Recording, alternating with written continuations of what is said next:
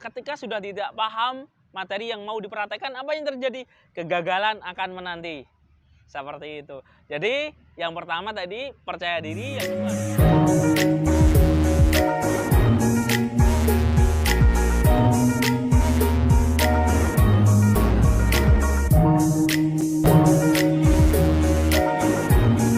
Assalamualaikum warahmatullahi wabarakatuh. Berjumpa lagi dengan saya, Yusuf Aditya, founder dari Padepokan Ilmu Hipnotis. Nah, pada kesempatan video kali ini, saya akan membahas bagaimana cara belajar ilmu hipnotis secara cepat dan secara aman. Nah, untuk belajar ilmu hipnotis, itu sejatinya yang dibutuhkan yang pertama adalah percaya diri. Nah, ketika teman-teman tidak percaya diri, tentunya bagaimana cara mempengaruhinya? Nah, oleh karena itu, siapkan mental agar kita percaya diri. Nah, dalam pelatihan saya, itu setiap peserta saya lakukan pemrograman. Tujuannya apa? Biar peserta menjadi percaya diri dan terbebas dari mental block yang ada di dalam dirinya. Karena belajar ilmu hipnotis, yang dibutuhkan pertama adalah kepercayaan diri. Ketika teman-teman tidak percaya diri, maka energinya itu sangat rendah sekali. Ketika seseorang tidak percaya diri, maka sejatinya energinya mendekati kematian. Ini sesuai riset ya, ada bukti ilmiah tentang itu. Tentang kaitannya kekuatan batin atau zona energi, istilahnya adalah vibrasi, getaran batin. Ketika kita percaya diri, yakin, ikhlas, maka getaran batin kita itu sangat kuat. Sehingga ketika kita melakukan ilmu hipnotis, menghipnotis seseorang, maka getaran ini akan sangat mempengaruhinya dan sangat bisa menjebol mental block seseorang. Itu yang pertama.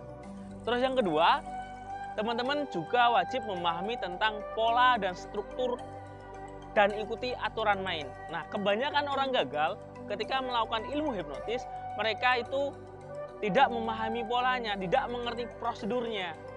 Karena banyak orang yang sudah ikut pelatihan dan belajar di tempat saya, ketika saya tanya, pola apa yang diajarkan dan bagaimana strukturnya, mereka tidak mengerti. Nah, ketika mereka tidak mengerti, otomatis sejatinya dia tidak paham materi yang mau dipraktikkan. Nah, ketika sudah tidak paham materi yang mau dipraktekkan, apa yang terjadi? Kegagalan akan menanti. Seperti itu. Jadi, yang pertama tadi percaya diri, yang kedua adalah paham dan ikuti aturan mainnya. Jadi, pahami prosedurnya, polanya seperti apa, tahapannya seperti apa. Jadi, karena hipnotis ini merupakan ilmu yang sangat ilmiah ya, sangat logis, yang sangat masuk akal. Karena menggunakan pola pendekatan cara kerja pikiran. Jadi ketika teman-teman melakukan ilmu hipnotis ternyata kok banyak gagalnya, atau ketika sudah belajar di mana-mana nggak bisa mempraktekannya. Kenapa? Karena teman-teman nggak ngerti polanya, nggak ngerti strukturnya. Ketika sudah nggak ngerti, gimana mau berhasil? Padahal ilmu hipnotis ini mudah sekali ya untuk diterapkan. Asal satu, ikuti aturan mainnya. Nah, dalam pelatihan saya, aturan main ini saya jelaskan secara gamblang ya. Apa itu hipnoterapi, apa itu hipnotis. Nah, ini merupakan keilmuan yang berbeda teman-teman. Jadi teman-teman apabila mau belajar ilmu hipnotis seperti layaknya di TV, nah semuanya itu sudah saya jelaskan di pelatihan Master Hipnotis. Nah, Master Hipnotis nanti teman-teman akan belajar bagaimana kunci rahasia, bagaimana cara melakukan ilmu hipnotis secara benar dan secara tepat. Dan akan dijelaskan konsep dan teori kuncinya. Nah, kebanyakan ketika orang ikut pelatihan, dia nggak ngerti teori kuncinya ini. Rata-rata ya, orang yang ikut pelatihan di tempat saya, yang sudah ikut pelatihan, saya tanya, materinya apa mas yang diajarkan? Mereka suruh baca modul, suruh ini, seperti itu. Ya nggak apa-apa baca modul, tapi minimal harus dijelaskan tentang konsep dan kuncinya, bagaimana cara melakukan ilmu hipnotis.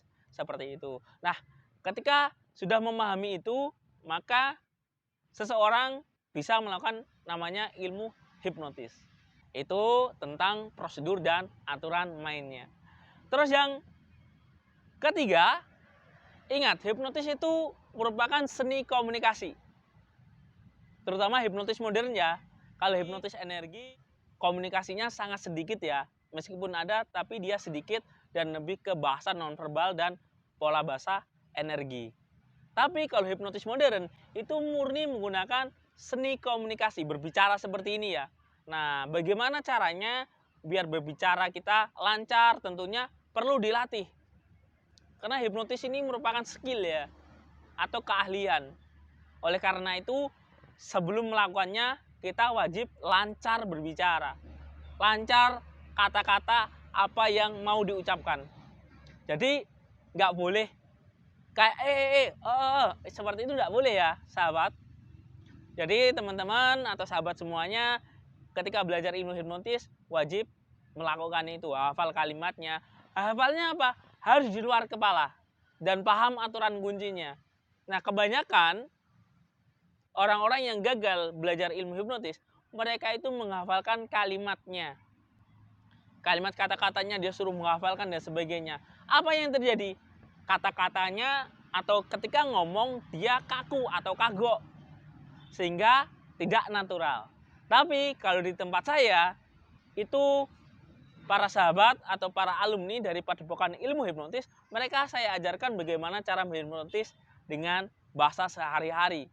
Jadi tidak kaku seperti itu. Ada polanya, ada kuncinya. Sehingga para alumni mudah sekali mempraktekannya. Seperti yang sudah saya upload dalam video saya. Yang keempat, teman-teman harus bisa membedakan mana itu hipnoterapi untuk tayangan, untuk entertain, atau untuk hiburan. Itu ada polanya khusus juga. Mana untuk hipnoterapi. Itu ada semuanya. Ketika teman-teman melanggar aturan tersebut, maka teman-teman bisa dipastikan akan gagal. Kenapa kok gagal? Tidak mengikuti aturan mainnya. Setiap keilmuan, setiap mau melakukan sesuatu, itu semuanya ada polanya dan ada tata caranya. Nah, alhamdulillah alumni dari Padepokan Ilmu Hipnotis semuanya bisa mempraktekannya dengan mudah. Karena apa? Karena memahami pola dan strukturnya dan aturan mainnya. Oke? Seperti itu teman-teman semuanya dan sahabat dimanapun berada. Semoga edukasi ini dan tip dari saya ini bermanfaat untuk sahabat semuanya. Saya akhiri, wabillahi taufik walhidayah. Wassalamualaikum warahmatullahi wabarakatuh. Salam hipnosa. Hari ini kita kirim paket ke luar pulau, yaitu pelatihan ilmu daya batin, resya hipnotis nonverbal atau ilmu gendam, advance hipnoterapi, dan quantum magnet rezeki. Nah, ini aplikasi kekuatan pikiran bawah sadar untuk keajaiban, keberuntungan, dan rasa syukur, dan mengakses kesadaran tertinggi. Nah, bagi siapapun yang ingin belajar, silahkan. Terima kasih.